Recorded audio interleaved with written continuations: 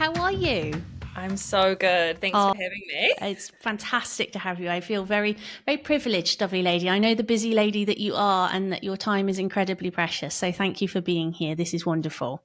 Oh, it's great to be here. So I'm going to do my best, Miss Ellie, at summing you up my 10 cents worth, because I think anybody that doesn't know you is going to need some sort of backdrop as to why this conversation is so fascinating. But please know that I'm going to unpack it with you because my 10 cents worth is not worth anything what yours is. But you are this incredible creative. You've been on this wonderful journey where obviously architecture was your first port of call, so to speak, as a career.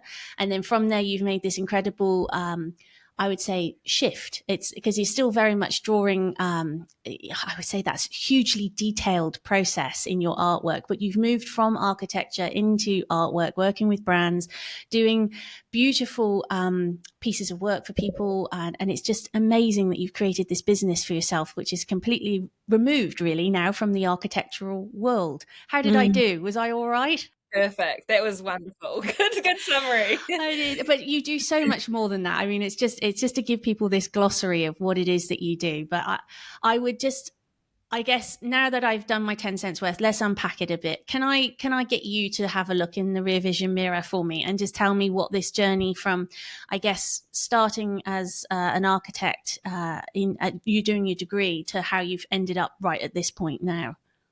Yeah. So it's been quite the journey and one I didn't really expect to end up where I am now, which is kind of funny because I've always wanted to do architecture, always wanted to be an architect. It's been like one of those just weird kid dreams, which is funny that a kid would dream of architecture. But anyway, it's a whole Wonderful. It is another side. fantastic. Yeah. So I went through architecture school in Wellington, New Zealand, and wonderful creative city, really, really fun place to be. Architecture school is very intense. It's much more creative than I think a lot of people expect, which is really, really awesome. And it really like stretches your brain to start to think out of the box, as well as all the technical stuff as well. So I went through architecture school, which is 5 years, and then I worked for a couple of different firms through my working life as in architecture. And so I worked for about 5 years in architecture, which was great. I didn't dislike it or anything like that. It wasn't like I needed a different career, and I actually thought I'd be an architect forever. Yes. It was something that I was happy with and looked forward to. But I had, in my first year out of architecture, I randomly saw this drawing competition that was advertised, and it was a kind of national competition. And I just entered some of my drawings that I'd done in my architecture degree. So it didn't take me too long, but they were very cool, different type of drawings. And they look very similar to the style I do now. But which is incredible because it means it's incredible because it means you've always had that sort of eye for what it is you wanted to produce, which I think is amazing. Yeah, but it's funny. I mean, sometimes I'm definitely a believer that sometimes things happen for a reason, and I think this was very much a natural, gut feel of that. These would kind of maybe lead on to something, but yeah. So I entered them in the competition. Long story short, I didn't win or anything, but I was a finalist, and which meant I was in a gallery and got purchased by a big collector, which was one of those mind-blowing moments of like, really, you want this? To the point where I was so amateur I didn't know what the red sticker meant next to the artwork. Yes, so, of course. They don't like it. Yeah, and so I drank the wine and ate the free canapes and went on my way and was unbelievable. It was great. But anyway, from then I had a few people kind of approach me about the style and sort of say, oh, could you do something similar for me? And that led on to, I guess, we're 8 years on now. And it led to kind of me on the side of my full-time job doing architecture, chipping away at doing these drawings, which people haven't seen it, it's quite hard to describe, but it's essentially like a section cut through a building. Yes. Imagine that. Yeah. And you get to see all the activity that's happening inside the building, except I kind of make it into these crazy worlds. So it's as if you're getting an insight into a chaotic, amazing fantasy world. Yes, so much. I'm going to add to that. There's so much detail that the eye feels like it could just keep wandering for a very long time. Like it's not simplistic. Yeah, and that's kind of, I have a few catchphrases in my business which we can touch on later, but one of them is get lost, and it's kind of this sassy thing of, getting lost in the artwork, but also someone's story and the activity and how they all connect in with each other, how the rooms kind of, you move through one and into the other. And I guess in a similar sense, it's almost like a Wes Anderson film. You know how he does those shots that you get to really see through the boat or the buildings.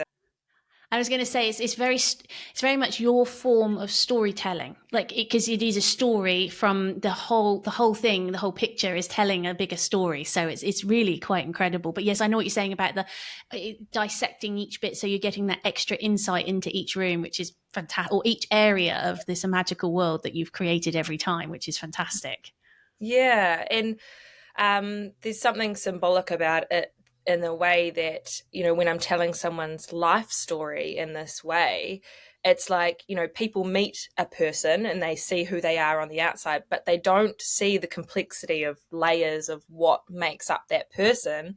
And that's the beauty of, I feel very honored that these people tell me everything about their lives, and I can put it into an image that then kind of portrays those layers and the beauty of all the events they've gone through and the milestones and the interests and everything that makes up that person. It's like you're getting that real big snapshot. Yeah, it's like a time capsule almost as well. Yes, yeah, which is really fascinating. And I guess I'm only going to draw on this because I've had the privilege of speaking to another architect on the podcast, but his description about what architecture actually is that you really need a degree in psychology of people as well, because yes. And I thought that might resonate, because what you're saying to me there is even though, okay, you're not now applying it to the building of a home for somebody, but you've still got to apply that same skill of being able to hear what somebody is telling you, all these different events, and somehow, and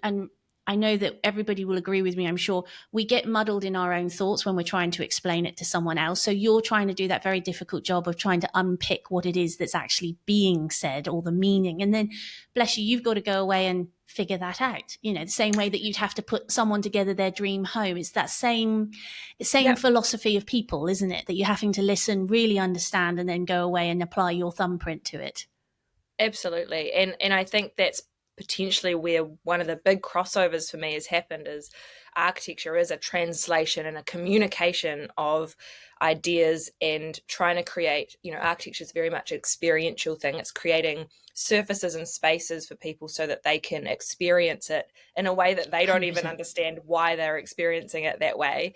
And then, for me, art and my style of art is very much creating an experience, kind of an emotional experience of someone like being able to relive and feel and see all of the amazing things I've gone through, and have it translated in a way that they probably haven't seen it portrayed before. Absolutely, yes. And just in front of them as well. It must be quite, I would love to know people's reactions. It must be quite confronting for people, but in such a beautifully overwhelming way. Almost like it's taking that bigger picture, but if you imagine, when you get your wedding photos or something like that, and you get to relive that one day, you're doing that, but across a far bigger spectrum of a person's life, which is incredible, really. Yeah, it's, I'm a softie, and so I cry a lot, but in a wonderful way. Yes. And it's because I don't often get to see people open it. And sometimes I do, which is also a really beautiful moment. But for the most part, when I get these emails from people saying they're just like lost for words, they have no, they're crying, their husbands are crying who've never cried before, because they kind of can't comprehend how their life is now in front of them and they get to look at it. Exactly. And it's very special, I feel. Very special piece of artwork, and such an heirloom as well. Let me just ask you, because I have to go there's an interest point here for me, lovely lady, which is that you Yeah. touched on there at the beginning how you had this young person dream of being an architect, which for a child is very much, I guess, one of those ones. Whoa, where did that come from? But how early on then was it exposure to architecture? Is there family? Like, when did you start picking up a pencil and realizing actually, A, I like to draw, and B, I like architecture? Like, when did that happen? Yeah, it's so funny. I wish I had a little fly on the wall when I was young, because it was from literally like the age of 9, so very young. I was had a maths book and I would draw house plans, and they were terrible, absolutely terrible.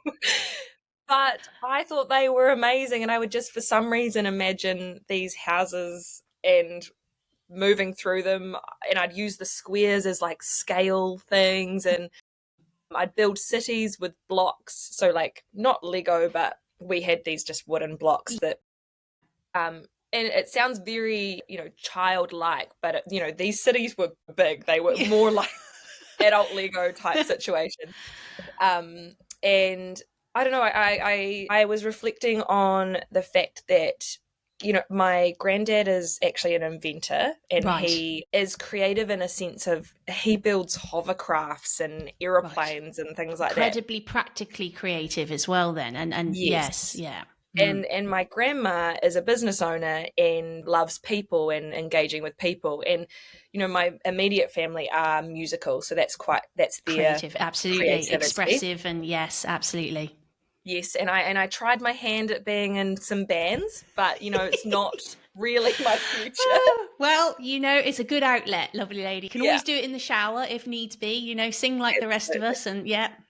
Absolutely. So, so I've got this creativity around me, so it was always really encouraged, but none immediately that were architects or drawers or artists, but the base of exploration and very driven people, very go-getter kind of people, I think fueled that. And it's really funny. I have this very early memory of watching the movie The Borrowers. Do you remember the movie The Borrowers? Yes, I do. Yes, crikey. Yes, we're going to show a little bit of age there, Miss Ellie. I know. I don't mind. It's a great movie. Either. It's a great movie. Absolutely. And early, it's funny. It's one of those pinnacle points I can point out that I was fascinated with the fact that these little people had all these little spaces that you could kind of see how they moved in the spaces. Isn't that amazing? Fast forwarding to now, I'm like, oh my goodness, I'm designing like little borrower worlds. Absolutely. Without realizing it.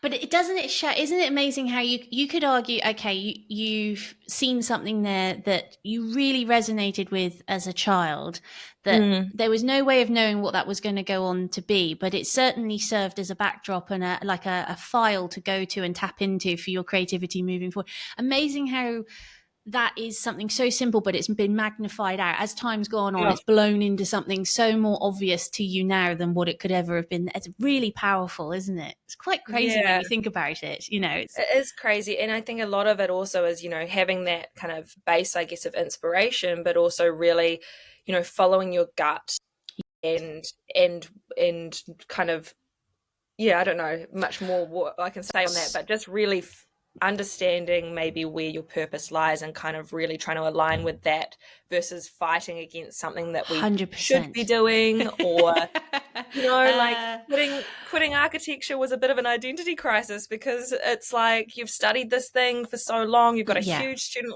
loan, and you're gonna be an artist. Yes, well done. But I think though in there is something. There's so many things in there that is just incredibly valuable. One is that I love that you've touched on there, that because it's still true, which is why I think these conversations are so important, that you're still hearing people told that's not really a job, or it's not going to make the money. And I think actually we're in the biggest era of, if you love it enough to turn up and do it every day, you'll make something of it. So there's Absolutely. that. And then there's this second argument, which second question then it leads me into, is how did that actually feel? Like we've talked about, you've gone from architecture to being an artist, but in that moment, what was that feeling, Ellie? Like, if it's possible to think back to that. It was both a practical one and if I don't try it now, when will I? Very good point. Yeah. And I wouldn't say I am a big risk taker, but I'm calculated risk. So I talked to my boss at the time and I said, hey, if this doesn't work out for me in 6 months, can I come back? Lovely. And he was like, look, I can't hold your job, but he was so lovely. He was like, yeah, we'll be able to work something out. That's not a problem. I also chatted to my husband at the time, and he obviously worked out financially if we could do it. It was doable. Yes, absolutely. Yeah.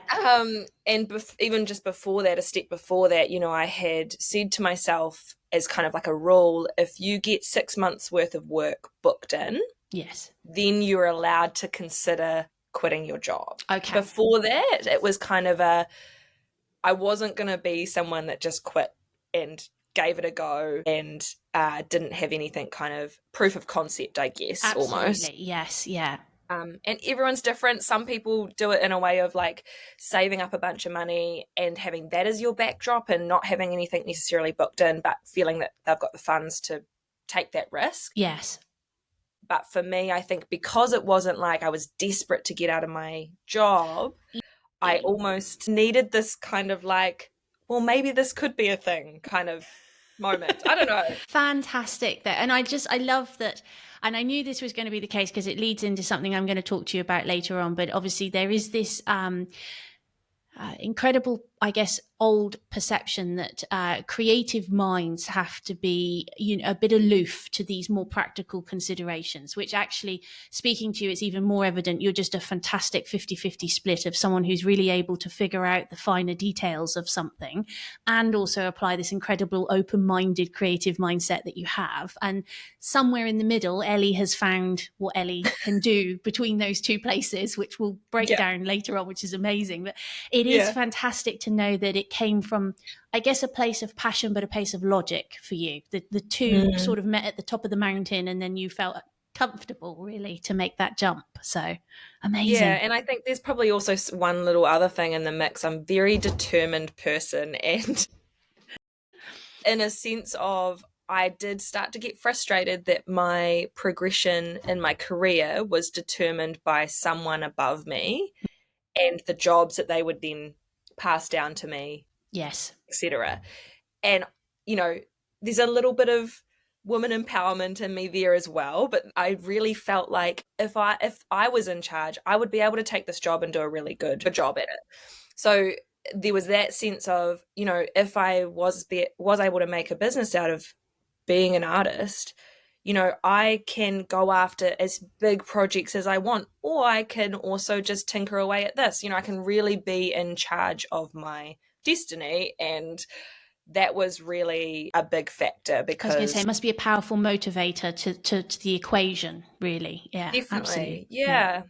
So I just love it because I think it speaks volumes as well about the fact that it can come from this place of you didn't know what was going to go on a year in advance, but you had planned that actually you were prepared to take it on the chin, whether it was the good or the bad, or you were going to work through it. You're just going to make sure you knew what was going on, which brings me then, because that shows a little bit of insight into you, Miss Ellie, about, like, you know, you said about the gumption. I always have this saying, you're not stop halfway up a mountain kind of a gal. You're going to just get to the top, huff, puff, or willy, you're going to get there.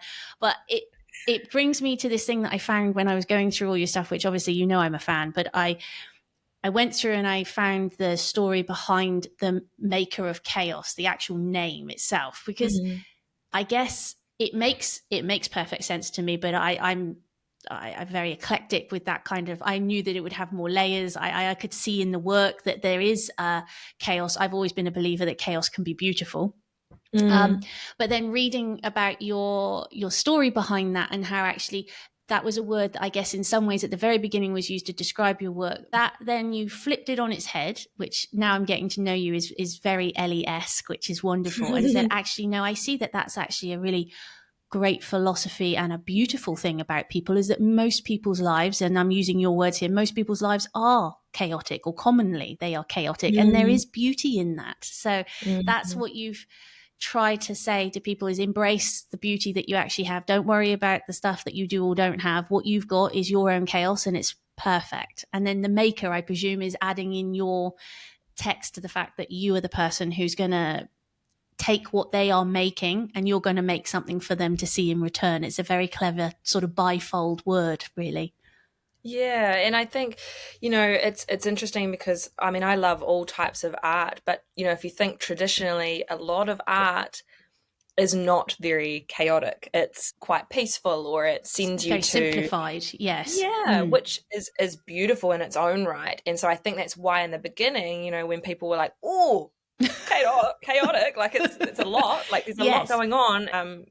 You know, yeah. So that's kind of where I think maybe that shock came from, Yeah. And and it's a then turning it challenge for people maybe because it is something very different. But I think that's what makes it true art. Yeah, and I think what I've also found, which has been really lovely, is that people who aren't traditionally art collectors or wouldn't be interested in art are, and again, I'm not trying to toot my own horn, it's more, I feel quite separate in this sense, but they look at my art and they go, whoa, oh, that's awesome, and they feel connected to it in a way that they maybe have never been connected to art before. And because it's not just, I think people can look at it in a few different ways. From afar, they see it and they're like, whoa, that's awesome. There's so much going on.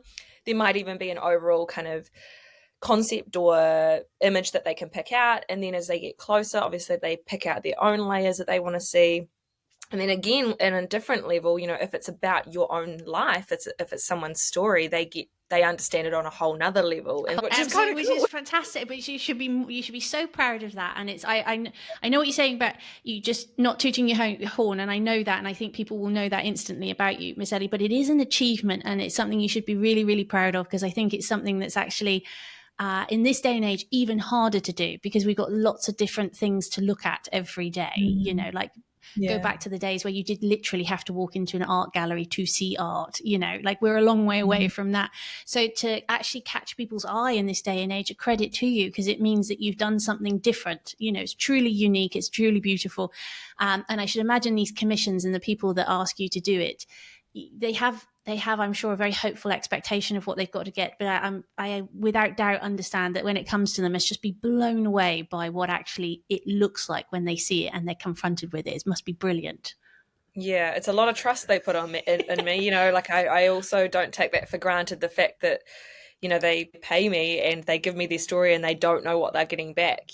That's quite a lot of trust to put in someone. It is, but it's really exciting too. And I think that that's what Yeah. people are choosing, that they're on that journey with you from the moment they say, hey, I want an Ellie piece of work, or the maker of chaos. I want that in my house, or I want to be able to gift that to someone, which I'm sure a lot of people do as well. But Yeah. even I know brands have reached out, like, we'll get into all of you.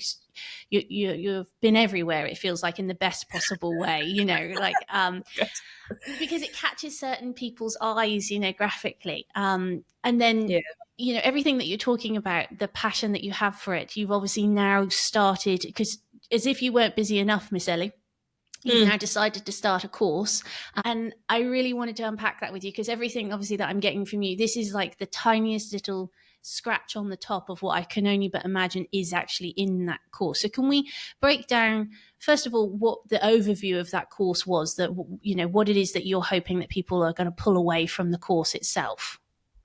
Yeah, so it's an online course that is, I classify it as kind of a mentorship mix of an online module course, but also you get one-on-one and live sessions with me as well. So it's a very hands-on kind of coaching style course. And yeah, so it's called Passion to Profession, and it's all about people who have started their art or creativity businesses, and they're maybe about 1 to 2 years in, and they're just lost and stuck and don't know how to quite push past that ceiling to really be noticed and be taken seriously.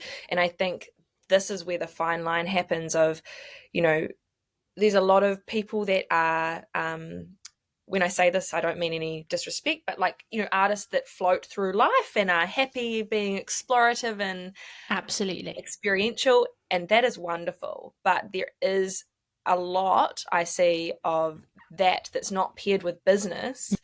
That means they can't actually make a living out of it, or they do, but the starving artist stereotype is fulfilled, and it's so untrue, because and I think that's one thing that I'm really trying to bust with this course, is that actually any artist can make really good money if they just put the right processes in place and have all their tool belt just stocked full of all the right things, to put their best foot forward. Because a lot of the time as well, there's a lot of artists doing amazing work and they are like, why is no one finding me? And I'm like, well, have you told anyone? or Other put your than your work out there? family, yes, yeah. Yeah. And so a lot of it is working one-on-one and in groups with these amazing people who already have a really good base of what their style is, that they want to take this seriously. They're at a point of investing money into their learning. Yes. So I think that's a key point is, this, I wouldn't say it's a crazy expensive course, but it's not a cheap one. And the reason is because it's so jam-packed of everything. Yeah. Well, it's so jam-packed. You've condensed from what I have read, and I've listened to you talk about it, obviously through stories. I've been very invested in hearing about it, but it's about you taking, I would say, everything from even pre-Ellie, when you went to architecture and a university, like all that, as you were talking about, open-mindedness, the creativity, the learning to get on and be practical, get the job done, and be creative at the same time, which is definitely a juggle. And I think it's just, as well, it's testament to the fact that it's terrible to say our generation, but we came from that place in school where a creative job as an artist didn't necessarily get that, hey, here's the tool belt. If that's what you're going to go and do, here's the tools. I think the much younger generations might be starting to get that now, but you're kind of filling this lovely void of, well, it's not lovely, it's a void that you're being very lovely and filling for people, which is, now we got to bridge a gap. You've been brave enough to say you're going to be the artist full time, but now you need the essentials that actually are going to make that work for you and your lifestyle. If you're a go-getter, like you said, if you're really trying to bring that to the forefront of your living, so to speak. Yeah, definitely. And like, I've really tried, the way I want to conduct my business as well, and with this course, is doing it in a way of like, we're all here to encourage, and we're going to be kind, but we're going to have firm boundaries and we're going to have firm processes in place, because I believe that you can do business really well and do it in a kind way that works to your values and doesn't compromise who you are. We don't want to be sleazy salespeople, but at the same time, we need to be talking to people's emotions and helping them understand why that we as creatives, very unique people, answer their problems in a way that they can't even imagine. And I think that's the thing, is when clients or customers can't imagine or aren't creative, they can't think about how your work might look in their office or on their product, etc. And so I think there's sometimes that misstep of, we think, oh, well, why have they not just asked me? But it's like, they don't have the same brain as you. We need to actually show them. Yeah. And I guess you're literally leading them on that journey, because as you quite rightly said, I guess it's, some people love it and appreciate it once it's that final piece and they're getting to enjoy it, but the conceptualization of it, or even just a starting idea, for some people it's a very long way away from what they're going to be capable of coming up with, which again throws me back to why I think this comes down to your brilliant mind. And it's not that you have an architect's mind, it's that your mind was so good for architecture as well, because of the fact that you could see people take all this information, the same as you're doing now with art, the same as you're doing with the students. I hear what you're saying, and this is what I think is quite a clear vision of what could be the next process for you. And it's obviously a natural skill of yours. Remove the art, Miss Ellie, because you're evidently incredibly talented at that. But I think your people skill is absolutely of equal par, if not probably greater pleasure, because it's true, it's very difficult to navigate that with people, and so many different people, so many different brands. Think of all the different commissions. I loved seeing recently that you've got your I believe it's 18 spots left, or you had an 18 spot window for commissions. That's all sold out and gone, but yes. But so in my mind, I'm still going, there's still 18 completely different people, completely different stories, and that's just a micronism of what you actually do. So it's incredible to think how much you've poured into this course, and that you're going to be jumping people ahead in their profession.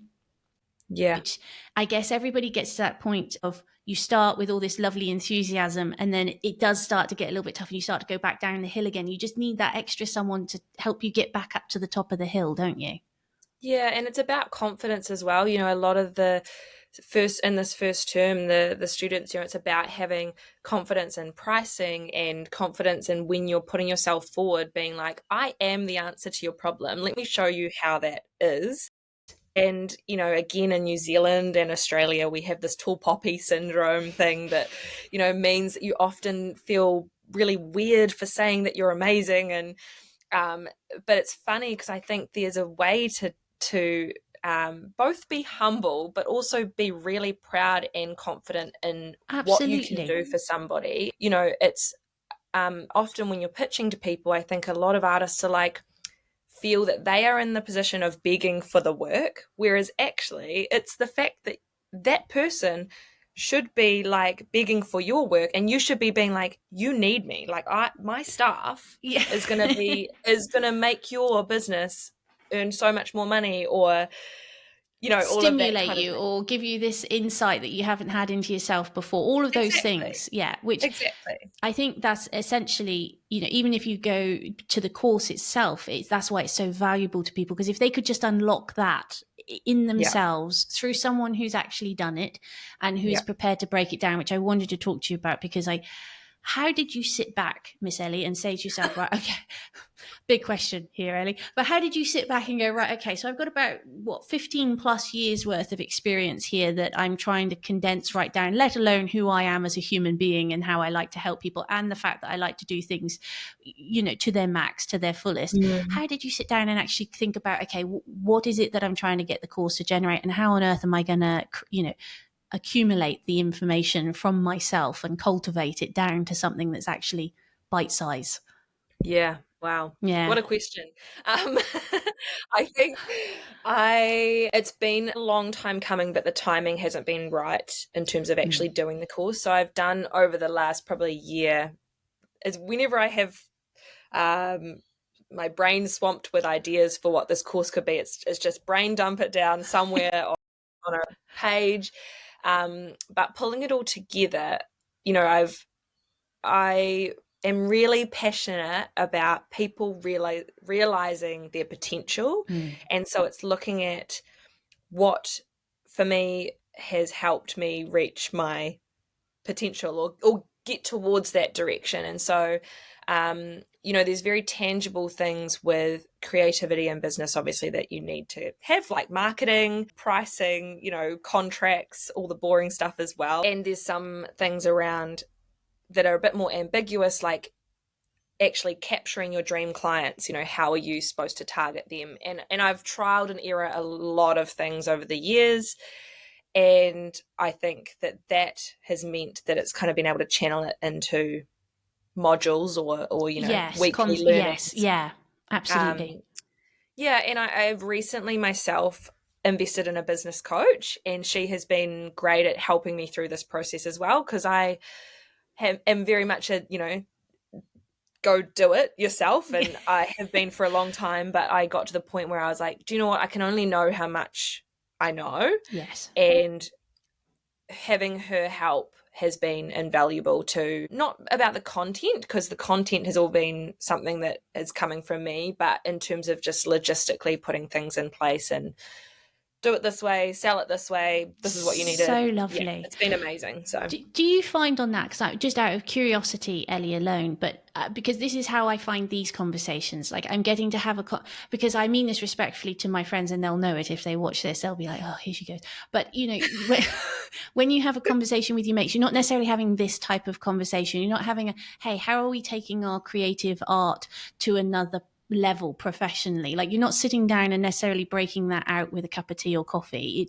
But to have then a mentor, to have someone that's there to, I guess, almost play that game of tennis with you in a conversation at that higher level yeah. really helps unlock, because the more you say it out loud yourself, or the more you're having to explain it to people, which again, I guess is the value in the course, people are actually having to be prompted to be asked the right questions, because sometimes that's a lot of it, isn't it? Be asked the right questions. unlock the mind as to what it is you're trying to get to. But is that the value, is my question, with the mentor? Have you just found it just so wonderful with the business coach to be able to have that level of conversation with someone?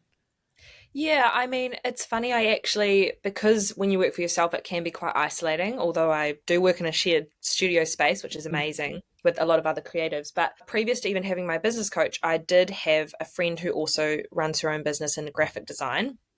And we would have these chats. So we would Great. almost meet up and we're friends, but we would not really have friendship chat where we're like, we're talking about our businesses and how we can accelerate ourselves, etc.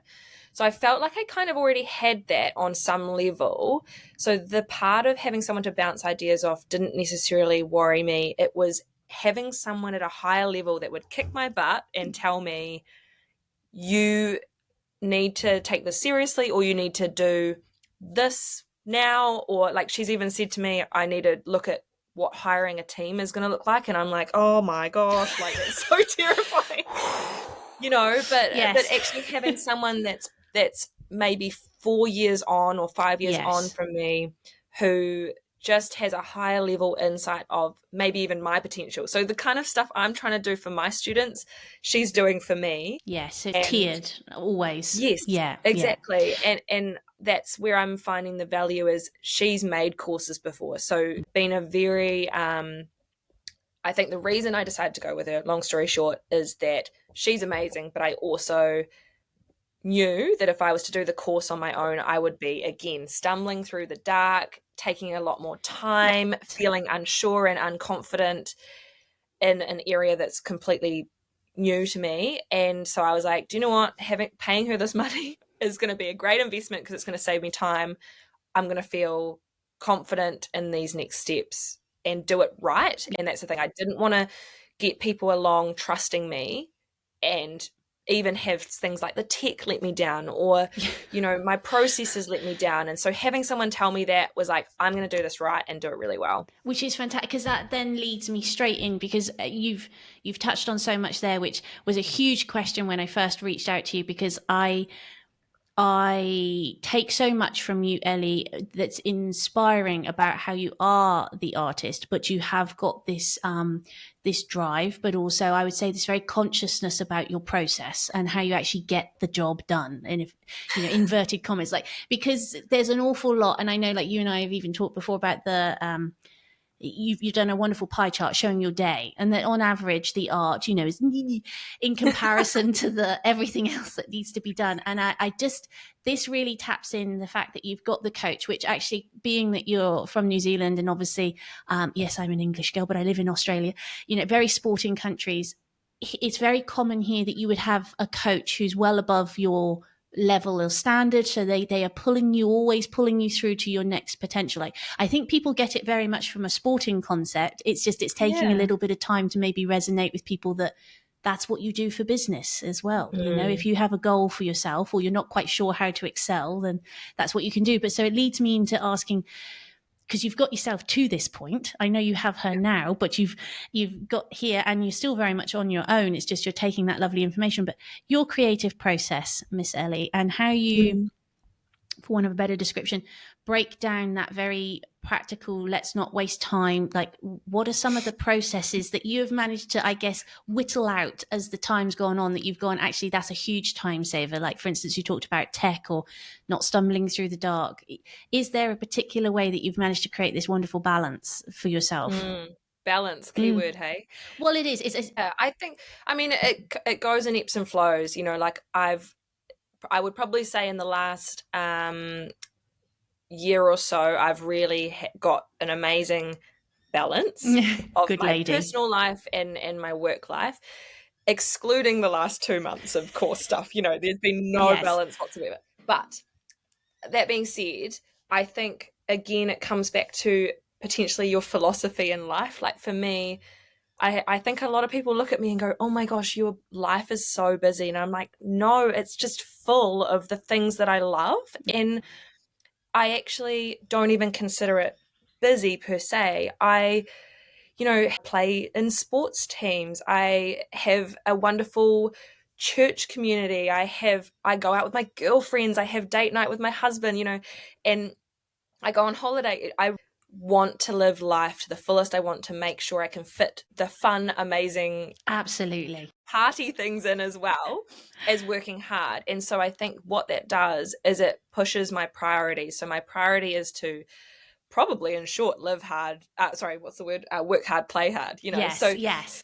yeah, so it pushes me to be as efficient as possible, because for me to get to the gym, or for me to go on date night with my husband, I have to get that done. And so, I love my work, but I am like, okay, I'm going to head down, ass up, because I also want to, yeah, enjoy the things that I enjoy outside. So architecture was also a great introduction to project management, in a general sense of, you have to be very organized with that particular course. It's very stressful. There's a lot going on, and that was a really great practice for me in putting time management things in place. And I also had to, I was one of the people that had to work to put myself through uni as well, which I actually think was a real big gift. It meant, again, that I was, working as well as trying to study full time, but it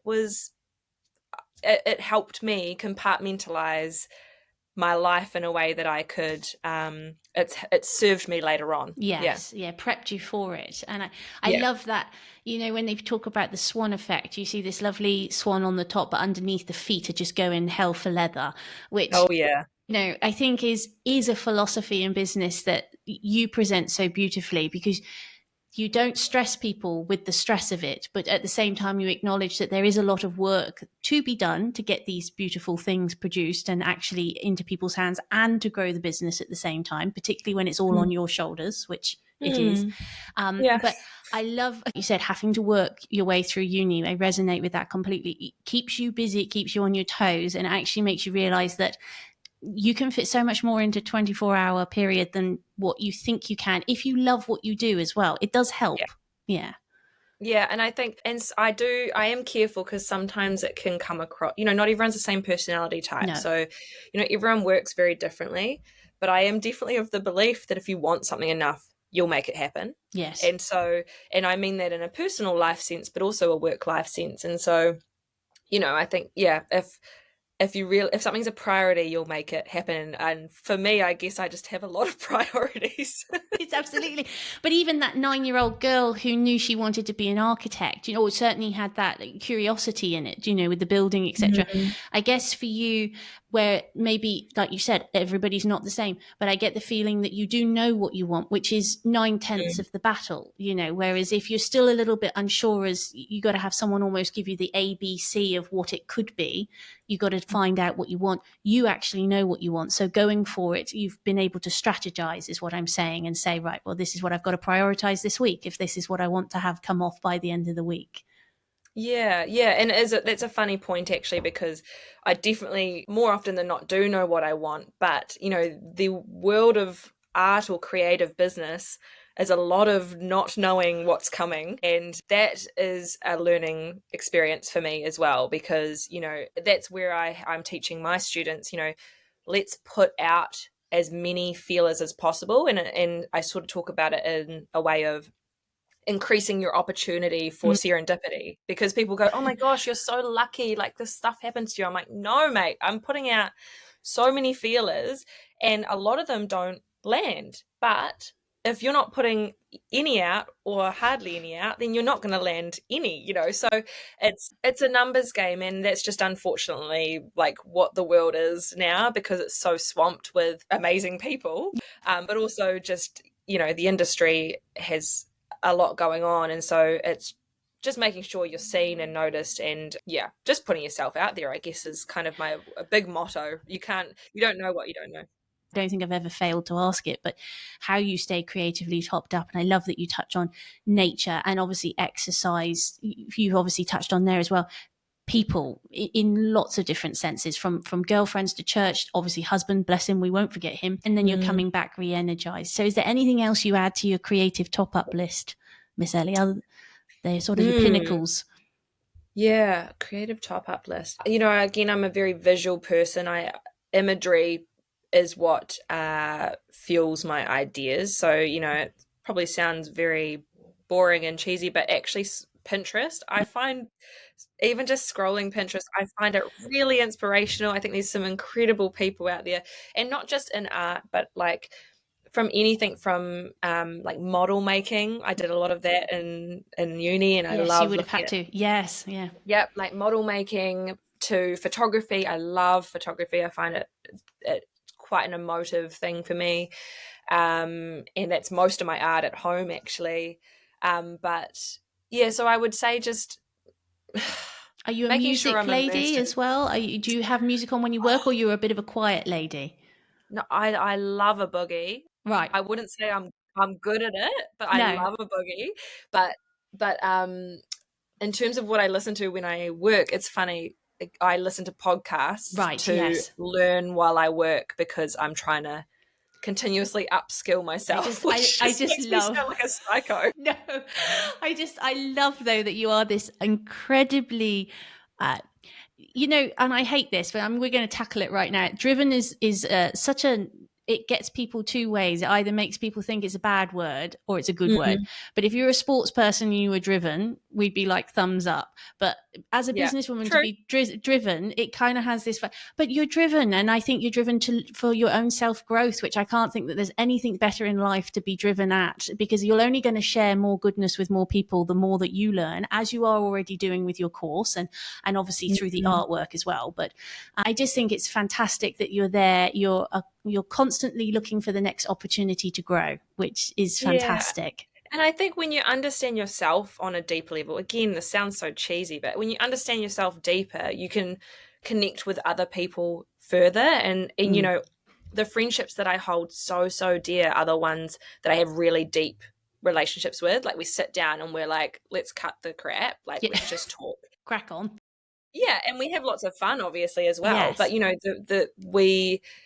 the depth of relationship is so important. Mm. And I think that's funny. That's what I get also through these artistic client relationships. I get a real depth of understanding of who they are. And so, yeah. It's not superficial at all. No, it's all about depth for you, and always about going, I guess, further down the rabbit hole of knowing yourself better, because you know the Mm, full circle now, that the more you know you, the better you can, I guess, give back in whichever relationship or whichever part of you that you're giving from.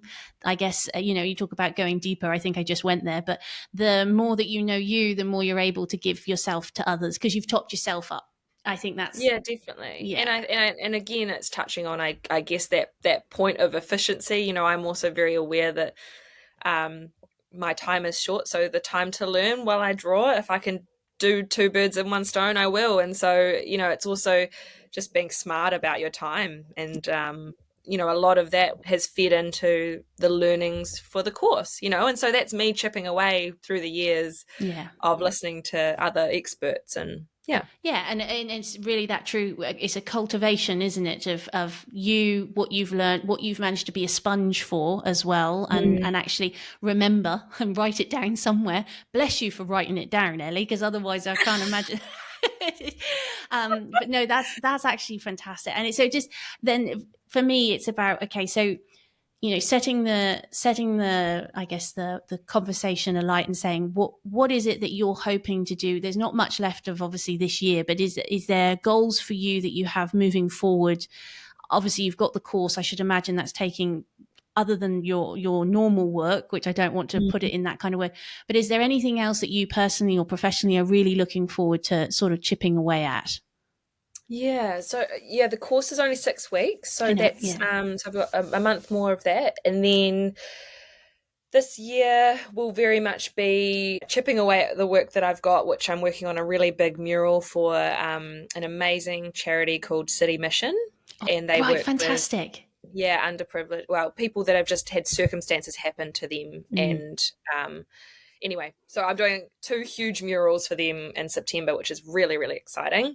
fantastic. And yeah, and so doing that and then chipping away at my commissions. I think the next thing for me, I really do love my commissions, but ultimately I would love my business to be 50% working with commercial brands and Yes. bigger, being able to tell stories on a larger scale, I guess, Yeah. and more creative briefs. and then also have the 50% of my business be the commissions. And so that's kind of where I'm heading, and I'm just trusting the process that we're going to get there. You will. Thank you. So yeah, that's kind of what I'm working towards getting to. Is there a particular brand or a style of brand? Because I know you have obviously worked with brands already, but is there a particular sort of style of brand that you really enjoy working with that have always caught you as that there's, I'm just going to use something out of the air here, but hotels, or whether it's a particular, is it clothing? Is it something, textiles? Is there something that you really enjoy working with, or is it just about what the brief is at the end of the day that tickles you? Yeah, I think it's probably the latter. It's really about what I've noticed. The really great projects are ones where the person headlining it is just open to crazy creative opportunities and kind of embraces whatever difference comes with that. And so, hotels, I worked with QT Hotel, who were amazing because they're so creative. Their whole vibe is out the gate. Yes. So they were great. I think I would love to work with some more brands that I love, obviously, sport and exercise. I'd love to, dream would be to work with, the likes of Adidas or Nike or any of those kind of brands. Completely More untapped creatives. Yeah, more like marketing stuff. I think there's real potential for events. So if there's like launch events, having big, beautiful ways to tell these brands' history and their story. A lot of it's done through obviously video now, and so maybe counteracting that with pulling it back, and whether their brief was that they had a video, but alongside it they had this amazing mural in their office. Couldn't agree with you more. I can see it already, particularly like you said, at events or flagship stores and things like that, where they really try to set it. I tell you where does it really fantastically, isn't it? Is America. So I remember I went to Nike store in Santa Monica, and the whole, they've got money in Santa Monica, so they have to up the ante, but it's Nike, and the whole thing is like a stage. I don't know how to say it. Obviously, my background makes me think of a stage, but it's theatre. You to be able to see something as fantastically, I guess, in depth and graphical as your work, it would be an amazing juxtaposition, and it would really help them bounce off, like you said, their history. These people have got unbelievable histories, but I don't envy you having to try and get those histories down on paper, though, lovely lady. Some of them are quite funny. And that's you touch on it beautifully, is that everyone has got a history and a story, and a lot of them are complicated and fun and have personalities that people don't know about or will never know about unless someone tells that story. And that's sometimes not an obvious thing to put in a marketing campaign, but sometimes I think there's a beautiful, I think that's maybe where I could match that, is, there could be this overall symbolic thing that gets put forward, but actually people get to understand who had a part in it and what story happened at that time to really influence the team or the products or all of that kind of thing. So there's big dreams here, but I've got to tell you mine, because whilst you were just having it there, not mine as in mine for you, but just whilst you were saying it then, do you remember the Nike shoe, because Nike obviously are very forward thinking in that, where they did they drew all the Tinkler, isn't it his name? I've forgotten his first name, but he did the graphics, and he put all of Michael Jordan's history in black and white graphics onto a trainer. I'm going to send it to you, Miss Ellie. But you could put Nike's history with your work onto the trainer. Like, you imagine that as a once in a 50-year piece. It's an incredible, iconic piece of I guess artwork that you can also wear. Like, there's all these opportunities. I'm so excited for you. I'm sort of feel like I'm in it there with you, but I'm not at all, but cheering you on from the sideline. Absolutely. It's just getting noticed from little old New Zealand here. So that's I think the tricky part for me is trying to do that the best way possible, and sometimes it's all who you know and who you connect with, so you never know who's listening. No, well, exactly right. That's what they say. You never know who's listening, you never know who's watching. So you got to put your best foot forward, but you also got to be honest about what you want, because if you don't say it, nobody knows that that's what you were thinking. You could have said that you really like ice cream shops, and that was your number one go-to thing, and Nike know not to call is what I'm saying. Hey, I'll do an ice cream shop as well. Exactly. Absolutely. Who doesn't like ice cream? But, like what I'm trying to say is like, as well, for your students or for people listening, if you don't say it and you don't put it out there, nobody's going to come knocking and ask you what you want unless you've already given them an inkling that there's some sort of interest or passion there to do so. Absolutely. Yeah, nailed it. You are the most inspiring lady. I can't wait to watch this journey, Miss Ellie, and to keep watching it rocket.